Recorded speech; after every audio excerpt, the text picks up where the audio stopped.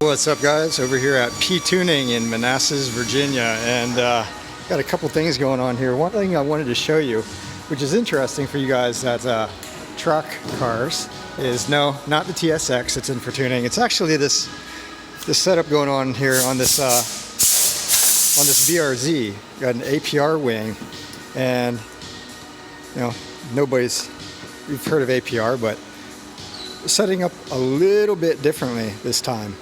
It's the carbon splitter, and it's got the mounts on the front there to keep it from flexing. But there's a couple different, I say, tricks that they do here to make it to improve the installation, to make it more functional.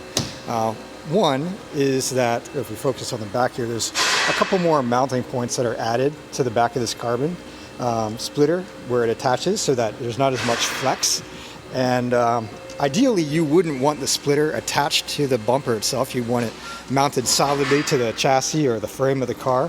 But in this case, with APR, it's designed to be mounted this way, and it's fine. So if you can mount it a couple more spots in the back of it, so that way it doesn't have that much flex. And then in the front, if we're looking at the supplied hardware, there are these mounts that are solid, right? So if you think about solid mount, if you're on track, it keeps it from flexing, right? But the problem with this is that if you hit something, right, it's going to give. So the splitter is you're gonna have some pressure on it. It's going to go up, and when it does, something's going to give if you hit hard enough, right? So you're either going to crack the carbon fiber, you're going to bend one of these mounts here. Just something bad might happen. So if you're really into tracking, this might not be a good setup. You've probably seen some race cars that use cables instead. Cable up to the car. Yeah, so you either mount them, I don't know if you mount here or somewhere else on the bumper, but that cable will suspend it, keeps it taut, so you can't push down, of course.